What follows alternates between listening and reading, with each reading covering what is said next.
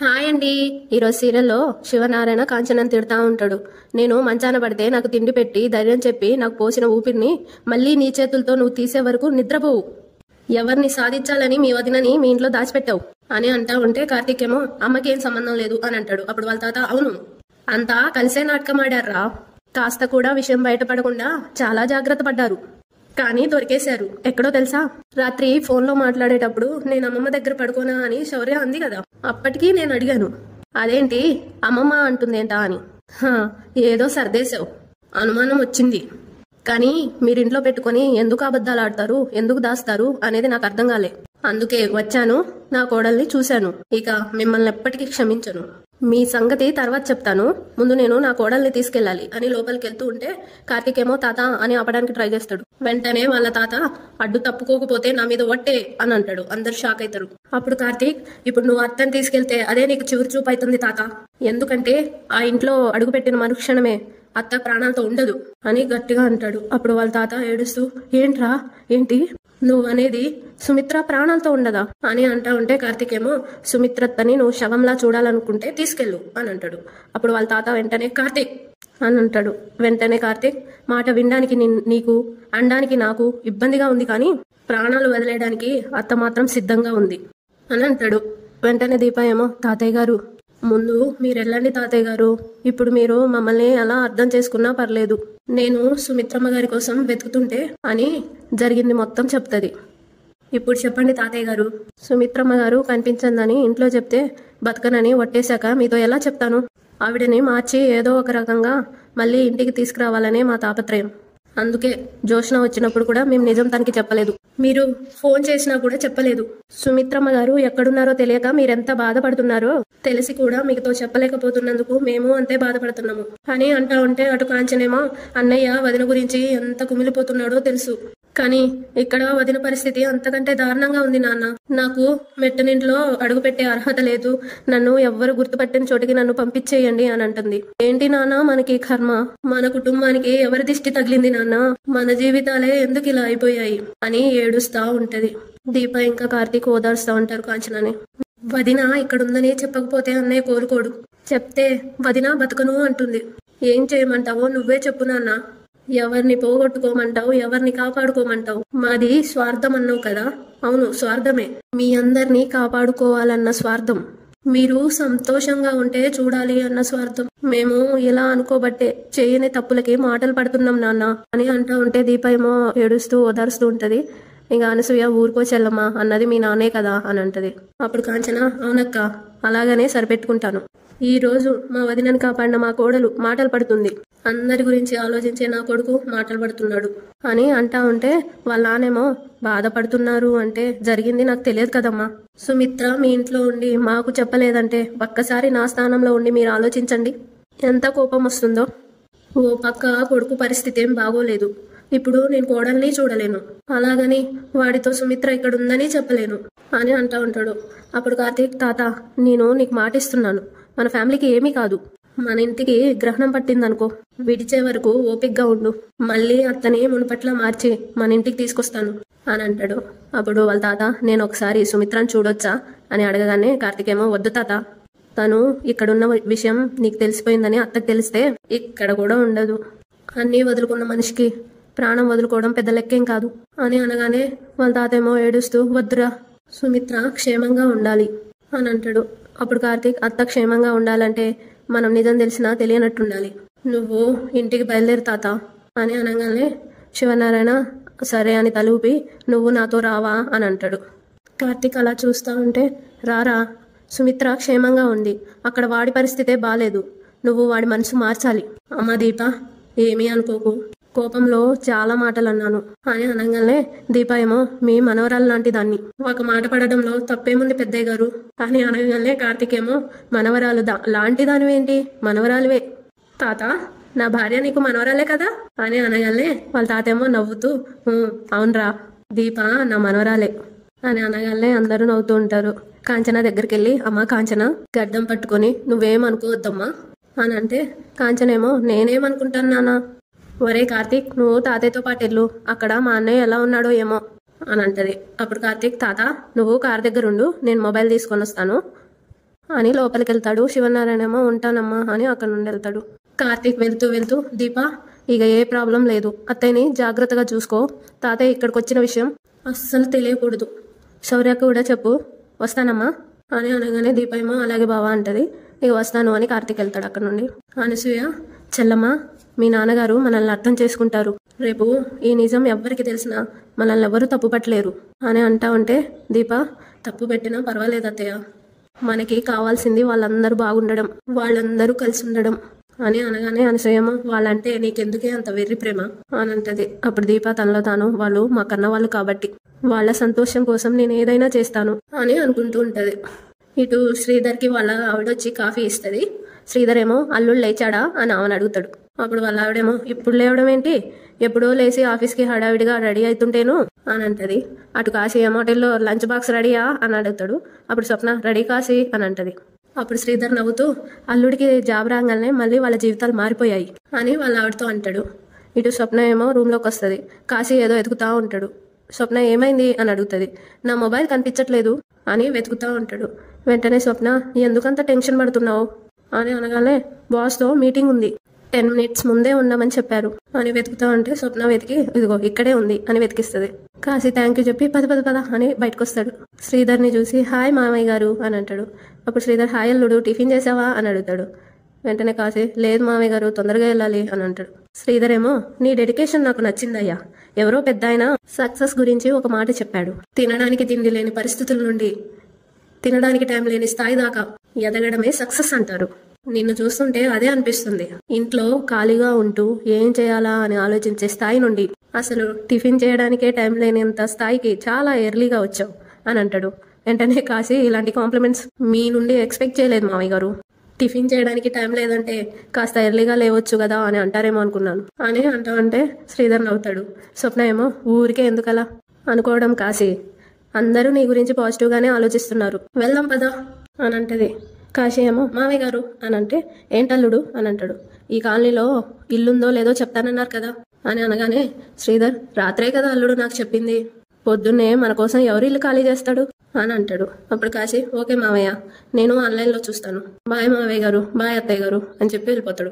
శ్రీధర్ ఏమో, ఆన్లైన్లో చూస్తానంటే అర్థం నన్ను చూడొద్దనా అని వాళ్ళ ఆవిడతో అంటాడు. వాళ్ళ ఆవిడేమో, అల్లుడేగా అన్నారు, మీరు చేయాల్సింది మీరు చేయండి అని అనగానే, సరే నాకు ఓ చిన్న పని ఉంది బయటకు వెళ్ళొస్తాను అని బయటకు వెళ్తాడు. అప్పుడు వాళ్ళ ఆవిడేమో, వచ్చేటప్పుడు కాల్ చేయండి, ఫ్రూట్స్ తీసుకురావాలి అని అంటది. అద్దిల్లే ఆన్లైన్లో దొరికినప్పుడు ఫ్రూట్స్ దొరకవా, ఆన్లైన్లో ట్రై చేయి అని అనేసి వెళ్ళిపోతాడు. వాళ్ళ ఆవిడేమో తనలో తాను, అల్లుడికి తగ్గ మామ అని అనుకుంటది. బయటేమో కాశీ బండి స్టార్ట్ చేస్తూ ఉంటాడు. అదేమో స్టార్ట్ కాదు, పక్కనే స్వప్న ఉంటుంది. ఛా, ఇంజన్లో ప్రాబ్లం అనుకుంటా, ఇదేమో స్టార్ట్ అవ్వడం లేదు అని స్టార్ట్ చేస్తూ ఉంటాడు. అప్పుడు అక్కడికి శ్రీధర్ వచ్చి, ఏంటల్లుడు బండి రిపేర్కి వచ్చిందా అని అనగానే కాశీ, అవును మామయ్య అని అంటాడు. అప్పుడు వాళ్ళ మామయ్య, నో ప్రాబ్లం, దా ఆఫీస్ దగ్గర డ్రాప్ చేస్తాను అని అంటా ఉంటే కాశీ, పర్లేదు మామయ్య, నేను ఆటోలో వెళ్తాను అని అంటాడు. అప్పుడు శ్రీధర్, నీ ఆఫీస్ పక్కన ఉండే వెళ్తున్నానయ్యా నేను అని అనగానే, పర్లేదు మామయ్య గారు, నేను క్యాబ్ బుక్ చేసుకుంటా, క్యాబ్లో వెళ్ళిపోతాను, స్వప్న ఆ లంచ్ బాక్స్ సిటీ అని అక్కడి నుండి వెళ్ళిపోతాడు. శ్రీధర్ ఏమో స్వప్నతో, మీ ఆయన ఏంటి అంత కంగారు పడుతున్నాడు అని అనగానే, బాస్తో మీటింగ్ ఉందంట నాన్న అని స్వప్న అంటది. అప్పుడు శ్రీధర్, జాబ్ ఏం కొత్త కాదు కదా అని అంటే, ఎవరి టెన్షన్లు వాళ్ళకు ఉంటాయి నాన్న అని అంటది. మరి నాతో కారులో రావచ్చు కదా అని అంటే, ఇంట్లోనే ఉండను అంటున్నాడు, ఇంకా కారులో ఎలా వస్తాడు, మీరు వెళ్ళండి నాన్న అని అంటది. శ్రీధర్ ఏమో, తండ్రికి తగ్గ కూతురు సరిపోయింది అని అనుకుంటాడు. ఇటు దీప ఇంకా కాంచన సుమిత్రకి జ్యూస్ ఇస్తారు. సుమిత్ర కొంచెం తాగి, ఇక చాలు దినా అని అంటది. అప్పుడు దీప, టిఫిన్ కూడా కొంచెమే తిన్నారు, ఇలా అయితే మీరు తొందరగా ఎలా కోలుకుంటారు అని అంటది. అప్పుడు సుమిత్ర, ఆరోగ్యం బాగానే ఉంది దీప, ఆలోచనే చెడిపోయింది అని అంటా ఉంటే కాంచన, నువ్వెందుకు నిందించుకుంటావు వదినా అని అంటది. వెంటనే సుమిత్ర, తప్పు చేసింది నేనే కాబట్టి అని అనగానే, తప్పులు అందరూ చేస్తాం అని కాంచన అంటది, కానీ కొందరే సరిదిద్దుకుంటారు అని సుమిత్ర అంటది. అప్పుడు దీప, సరిదిద్దుకోవడం అంటే సమస్య నుండి దూరంగా పారిపోవడమా అని అంటది. వెంటనే సుమిత్ర, సమస్యగా మనం ఉండకపోవడం అని అంటది. అప్పుడు దీప, సమస్యల్ని దూరం చేసుకోవాలి, మనుషుల్ని కాదు అని అంటది. సుమిత్ర దీపాని, నీ భర్త అంటే నీకు ఇష్టమేనా దీప అని అడుగుతుంది. అప్పుడు దీప, చాలా ఇష్టం అని అంటది. అప్పుడు సుమిత్ర, నువ్వు అతనికి దూరంగా పోతేనే అతను సంతోషంగా ఉంటాడని తెలిస్తే వెళ్ళిపోతావా, నీకోసం నువ్వే ఆలోచించుకుంటావా అని అడగగానే దీప ఏమో, అసలు సమస్య ఏంటి అని అనేలోపు ఉంటావా వెళ్ళిపోతావా అని సుమిత్ర అడుగుతుంది. అప్పుడు దీప వెళ్ళిపోతా నేమో అని అంటది. అప్పుడు సుమిత్ర నేను అదే చేశాను. నీతో కలిసి ఉండడం కంటే ఆ రోజు నా గుండెకి బుల్లెట్ తగిలినప్పుడే నేను చనిపోయినా బాగుండు అని నా భర్త నాతోనే అన్నప్పుడు ఆ క్షణమే నేను చచ్చిపోయినట్టు లెక్క అని అంటా ఉంటే కాంచనేమో వదినా అని అంటది. అప్పుడు సుమిత్ర అవును వదినా, నేను బాగా ఆలోచించి ఆయన సంతోషం కోరుకునే మనిషిలా ఉండాలనుకున్నాను అని వచ్చేశాను. దీప కంట్లో పడకపోయి ఉంటే నా ప్రయాణం వేరేలా ఉండేది అని అనగానే కాంచన అది మా అదృష్టం. నువ్వు ఏమీ అనుకోను అని అనుకుంటే నీకో విషయం చెప్పనా వదినా అని అడుగుతుంది. సుమిత్ర చెప్పొదినా అని అంటది. అప్పుడు కాంచన భార్యాభర్తల బంధం గురించి చెప్పే అర్హత నాకు లేదు వదినా. ఎందుకంటే నా సంసారమే సరిగ్గా లేదు కాబట్టి. నా భర్త మంచివాడా చెడ్డవాడా అనే విషయం పక్కన పెడితే నేను పెట్టుకున్న నమ్మకాన్ని నిలబెట్టుకోలేకపోయాడు. నన్ను మోసం చేశాడు. కానీ నీ సమస్య వేరు వదినా. మా అన్నయ్య లాంటి మంచి భర్తకి నీలాంటి మంచి భార్య దొరికింది. మీరిద్దరూ చాలా మంచివాళ్ళు వదినా. మంచి వాళ్ళ మధ్య దూరం పెంచినందుకు ఆ దూరం కూడా బాధపడుతుంది. ఎందుకంటే అన్నయ్య గురించి నువ్వు ఎలా ఆలోచిస్తున్నావో అక్కడ అన్నయ్య కూడా నీ గురించి అలాగే ఆలోచిస్తున్నాడు అని అనగానే దీప అవునమ్మా, ఇందాకలా మీరు ఒక మాట అన్నారు కదా, నీ భర్త జీవితంలో నువ్వు లేకపోతేనే సంతోషంగా ఉంటాడు అనుకుంటే నువ్వు వెళ్ళిపోతావా అని. వెళ్ళిపోతానమ్మా, కానీ ఉండలేను. మళ్ళీ వస్తాను. ఒక మనిషి మన జీవితం అనుకుంటే ఆ మనిషితోనే బ్రతకాలి. మనం లేకపోతే ఆ మనిషి పడే చిన్నపాటి కష్టాన్ని కూడా మనం భరించలేము. దశరథ్ గారు కాఫీ అడుక్కుంటానే మీరు టైం గుర్తుపెట్టుకొని కాఫీ ఇస్తారు. మీరు అంతగా ప్రేమించే మీ భర్త ఈరోజు మీరు లేరని భోజనం కూడా చేయట్లేదు. ఇంట్లో అందరి మధ్య ఉన్న ఆయనే భోజనం చేయడం లేదంటే ఎక్కడున్నారో తెలియని మీరు భోజనం చేస్తారని ఆయన అనుకుంటాడా? ఆయన మీ గురించి ఆలోచించకుండా ఉండగలుగుతారా? సరే, దశరథ్ గారిని పక్కన పెడితే మీరు ఆలోచించకుండా ఉండగలుగుతారా? ఉండగలుగుతున్నారు అంటే అది అబద్ధం.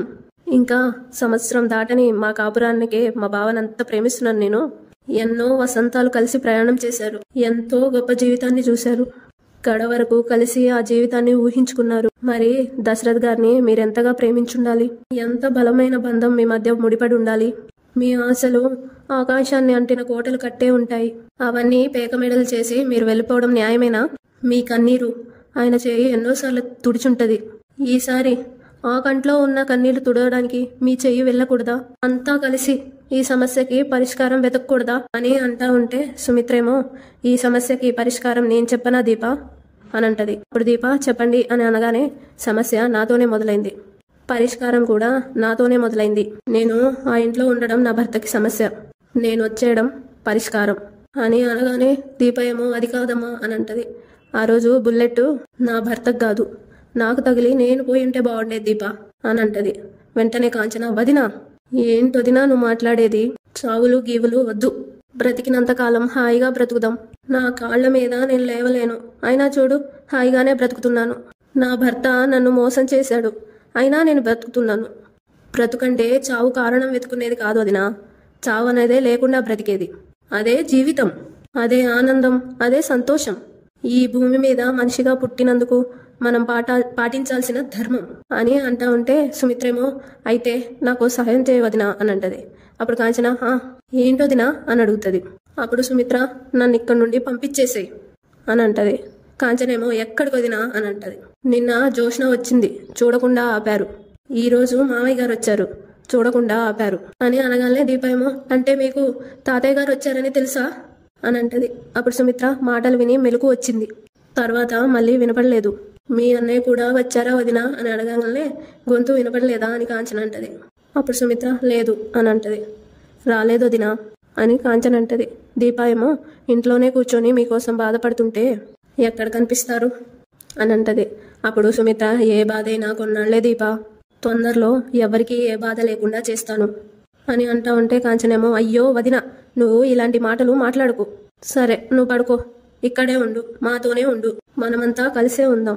ఎంత పెద్ద కష్టం వచ్చినా మనమందరం కలిసే ఉందాం అని కాంచన ఏడుస్తా అంటది. సుమిత్రేమో వాళ్ళ ఆయన అన్నది తలుచుకుంటూ ఉంటది.